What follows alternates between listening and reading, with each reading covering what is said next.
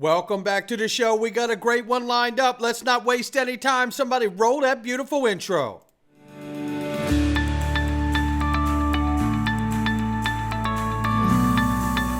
Digital Perspectives with Brad Kimes. Come on in.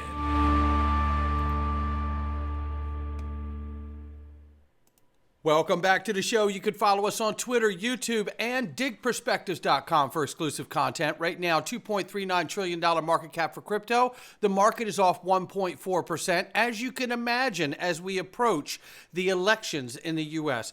Bitcoin, 68,500, 2,400 plus for Ethereum, 120 billion plus market cap for USD Tether, USDC 34 billion plus, XRP number 7 spot, 51 cents, up 2.9 on the 24-hour, but off 1.6 on the 7-day. And look at the range of price very quickly here.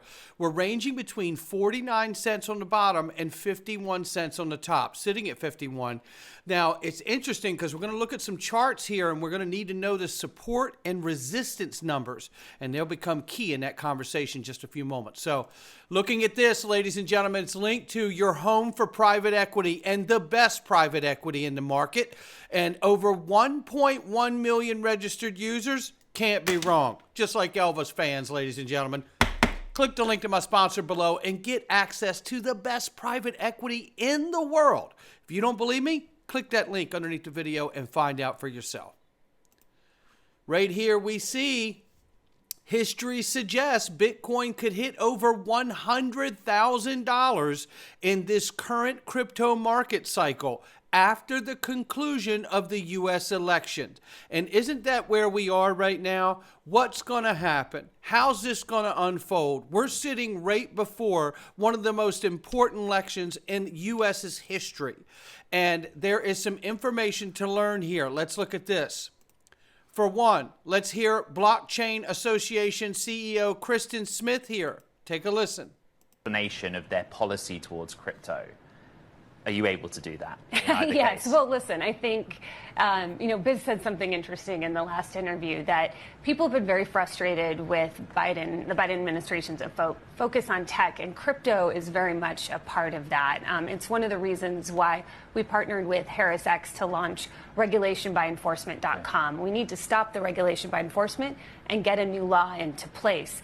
With Donald Trump, he has had a remarkable change of heart on crypto from where he was when he was president last time. He's had incredibly clear list of priorities. He's very interested in including people with understanding of crypto in his administration. We know that he's going to fire Gary Gensler on day one. So we have. Can I jump in there? Because what you just said is interesting. You are working with the Harris campaign, but you're complimentary of what explanation of their policy towards crypto. And there you have that. So now, she's trying to stay afoot on both sides, but she makes the point clearly that Trump has the clearer agenda when it comes to making crypto a real leader in the U.S., or making U.S. a leader of crypto. So JP Morgan estimates a 60 to 70% chance of a Trump victory, forecasting a 5% USD rise on a red sweep and a 1.5 to 2% with a split in Congress. So we're going to have to watch this very closely to see what happens here, because we know we've been told by Congress no matter who wins, we're going to get some legislation. So it really comes down to what does that legislation look like pending who wins. And insights say that we as crypto owners have more weight at the polls than almost anybody at this point. Look at this. 73% of crypto owners would consider the presidential candidate's stance on crypto when they vote. Would this massively impact the election outcome? They believe so at CBS. They really do. And there's a clip that is out running around, and I didn't want to play it because of copyright issues, but they absolutely see the weight of the crypto holder. So just know how much weight you're carrying when you go to that polling booth. Breaking right now, speaking of change of heart and voting, Pakistan is moving to legalize crypto with new amendments to the SBP Act. And this is a big change in Pakistan's stance. And I think this speaks to the larger globally coordinated movement to move to a digital economy. We'll keep an eye on it as it develops. I want to play this. We've all heard this, I'm sure, but it's just a few seconds, and I want you to hear it about what Brad Garlinghouse has said in the past, and then you're going to like where we're going. You're going to like it a lot. One of the things we all have to remember is that the value of a token over the long term is really going to be derived by its utility. What problem is it solving? How big is that problem? How many customers do you have? There's no question there's a lot of hype in this system, and I don't actually think that's a good thing. For Ripple, we use this digital asset called XRP to settle liquidity needs between banks. So today there's $27 trillion parked at different banks around the world so they can make payments between each other. Our view is you can use a digital asset like XRP to do that in real time. Because XRP has been so efficient, it settles a transaction about 3 seconds compared to Bitcoin. So it just passes through that currency for that period of time. That's correct. Yeah. And that's important because what we're talking about is you're talking about introducing a new asset that's paired to everything of value, including all the sovereign currencies in the world, right? So it's very important here. Let's keep going because you're going to like where we're going here. Now I'm going to move this. This is Ron Paul. Shout out to Rob Cunningham. Give him a follow. Always doing great work, Rob. Let's start this right here. And this is Rand Paul. I'm sorry. This is Ron Paul, not Rand Paul, his son, but Ron Paul. And I want you to listen to what he says about where we're in, the current state, the trouble with the Federal Reserve, and the unit of account. On the size and scope of government. But after World War II, we gained the status, and it was not done by just accident. We gained the status of owning and operating the reserve currency of the world, which means the world was starting to accept our dollar, and we took advantage of that. We became very powerful. It finances our military-industrial complex and now the medical-industrial complex and on and on. So the bubble is huge. But the system is going to collapse. There's signs now that the alternatives, the people who are trying to plan and take over the dollar's position as a reserve currency, they're getting more active, and that will happen, but probably not next week or next month. But this system is going to end. But we need a definition of the unit of account is the biggest thing, and then we have to deal with the Federal Reserve. Because that's a taxing agency. What they do is they counterfeit the money, and they serve the special interests. They sure do. But I want to catch this part right here again, if we could. It's this part right about here. But this system is going to end. But we need a definition of the unit of account. We need a definition of the unit of account. Okay, that means the dollar is in that much trouble, that a dollar alone isn't going to be good enough as a unit of account, is the argument that he's making, point he's making. At least that's the point I got from it. Which is why I want to remind you right now, in 2015, a settlement agreement with FinCEN, yes, the U.S. Treasury and Department of Justice agreed that Ripple's currency operation is really a money service business, and XRP is, in fact, a virtual currency. That is what FinCEN, the Treasury, has decided. Let's not lose sight of the fact that the SEC has lost the case, and XRP, according to a federal judge, is not a security. So we need a unit of account, is what Ron Paul said. And I'm looking at it. It's XRP, baby. And what I'm saying is, if you combine what Ron Paul just said, the decision from FinCEN, which is U.S. Treasury, the decision in the SEC case, which I know is being appealed, but it's not appealing the status of it being not a security, and combine the fact that the dollar is in trouble and that the world may want a new unit of account, why in the world could it not be XRP? And I believe XRP's got to prove out as a payment token before it can serve as a world reserve currency. That's just a natural order of adoption. But why couldn't this be the conversation in short order? And I believe it is. And I know it's been here for many years.